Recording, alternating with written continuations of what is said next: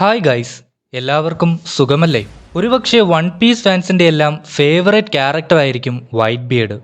എന്തുകൊണ്ടാണ് ഇദ്ദേഹത്തെ ആരാധിക്കുന്നത് എന്ന് ചോദിച്ചാൽ ഒന്നല്ല 100 കണക്കിന് കാരണങ്ങൾ പറയേണ്ടി വരും. വൺ പീസ് വേൾഡിൻ്റെ ഫാദർ ഓഫ് ദ സീ എന്നറിയപ്പെടുന്ന ഈ മനുഷ്യനെ പറ്റി ഒന്ന് നോക്കാം. വീഡിയോ അവസാനം വരെയും കാണാൻ ശ്രമിക്കുക. ഇഷ്ടപ്പെട്ടാൽ ലൈക്ക്, ഷെയർ ആൻഡ് സബ്സ്ക്രൈബ്. അതുപോലെ നമ്മുടെ ചാനലിൽ ഇപ്പോൾ 716 സബ്സ്ക്രൈബേഴ്സ് പിന്നിട്ടിരിക്കുകയാണ്. സബ് ചെയ്ത് സപ്പോർട്ട് ചെയ്യുന്ന എല്ലാവർക്കും ഒരുപാട് നന്ദിയുണ്ട്. ഇനിയും നിങ്ങളുടെ സപ്പോർട്ട് മുന്നോട്ടുള്ള നമ്മുടെ ജേണിയിൽ ഉണ്ടാവണം. അപ്പോൾ കൂടുതൽ പറഞ്ഞ് വെറുപ്പിക്കാതെ വീഡിയോയിലേക്ക് കടക്കാം.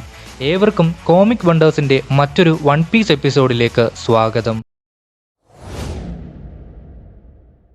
ആരാണ് വൈറ്റ് ബിയർഡ് എന്ന ചോദ്യത്തിന് ഒരുപാട് ഉത്തരങ്ങളാകും പറയേണ്ടി വരിക. സ്ഫിങ്സ് എന്നൊരു കൊച്ചു ദ്വീപിൽ ഒരു അനാഥനായി വളർന്ന വൈറ്റ് ബിയർഡ് പിന്നീട് വലിയൊരു പൈററ്റായി മാറിയതിന് പിന്നിൽ വളരെ വലിയൊരു കഥയുണ്ട്. ചെറുപ്പത്തിൽ താൻ കണ്ട ലോകം വളരെ മോശമായിരുന്നു. പണത്തിൻ്റെയും പ്രശസ്തിയുടെയും പേരിൽ തമ്മിൽ തല്ലുന്ന ജനങ്ങൾ. മനുഷ്യരിൽ സുന്ദരമായ ജീവിതം ബാക്കിയുണ്ടെന്ന് കണ്ടെത്തിയ മനുഷ്യനായിരുന്നു അദ്ദേഹം. ആ ജീവിതത്തെയാണ് പിന്നീട് വൈറ്റ് ബിയർഡ് തേടിയിറങ്ങുന്നത്. ഇദ്ദേഹത്തിൻ്റെ മുഴുവൻ പേര് എഡ്വാർഡ് ന്യൂഗേറ്റ്. യാത്രയുടെ ഒടുവിൽ താൻ കണ്ടെത്തുന്ന തൻ്റെ ഡെവിൾ ഫ്രൂട്ട് പവർ അത് പിന്നീട് റോക്സ് പൈററ്റ്സിലേക്ക് എത്തിക്കുന്നു. അവിടെ നിന്നും ഇന്നു കാണുന്ന വൈറ്റ് ബിയർഡ് എന്ന തൻ്റെ സ്വന്തം സാമ്രാജ്യത്തിലേക്കും. സ്വർണത്തിനോടോ പണത്തിനോടോ യാതൊരു മോഹവുമില്ലാത്ത വൈറ്റ് ബിയർഡിന് ഒരു കുടുംബമാണ് വേണ്ടിയിരുന്നത്. അതിനാൽ അനാഥരായ ധാരാളം കടൽ മക്കളുടെ ഗ്രേറ്റ് ഫാദറായി മാറാനും അദ്ദേഹത്തെ കൊണ്ട് സാധിച്ചു. ഒരുപക്ഷെ വൈറ്റ് ബിയർഡിനെ ഏവരും റെസ്പെക്റ്റ് ചെയ്യുന്നത് അദ്ദേഹത്തോടുള്ള ഭയം കൊണ്ട് മാത്രമല്ല, അദ്ദേഹം എടുക്കുന്ന തീരുമാനങ്ങൾ കൊണ്ടുകൂടിയാണ്. മറൈൻഫോർഡ് ആർക്കിലാണ് ഈ മനുഷ്യനെ നമ്മൾ കൂടുതൽ മനസ്സിലാക്കിയത്. അതുവരെയും 4 എംപറേഴ്സിൽ വെച്ച് വളരെ പവർഫുള്ളായൊരു വ്യക്തി എന്ന് മാത്രമായിരുന്നു അറിഞ്ഞിരുന്നത്. ഒന്ന് ആലോചിച്ച് നോക്കൂ, മറൈൻഫോർഡ് ആർക്ക് നടക്കുമ്പോൾ വൈറ്റ് ബിയർഡിന് ഏകദേശം 72 വയസ്സുണ്ട്. കൂടാതെ ഒരു ഇൽനെസ് കൂടി ബാധിച്ചിരിക്കുന്ന ഒരാളെ നേരിടാൻ എത്ര പേരാണ് ആ മറൈൻ ബേസിൽ ഒത്തുകൂടിയതെന്ന്.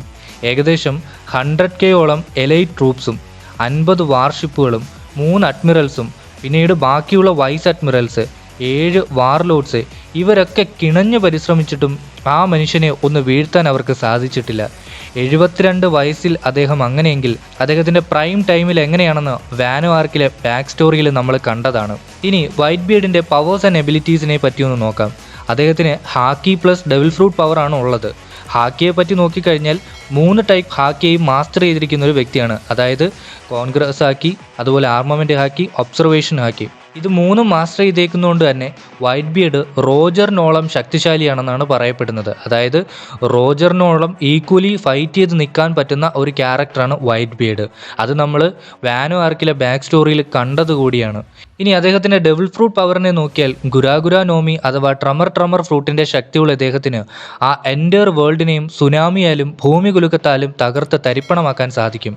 ഏകദേശം 42 വർഷങ്ങൾക്ക് മുമ്പാണ് ഈ ഫ്രൂട്ട് അദ്ദേഹത്തിന് കിട്ടുന്നത്. ഒരു പാരമീഷ്യ ടൈപ്പ് ഡെവിൾ ഫ്രൂട്ടാണിത്.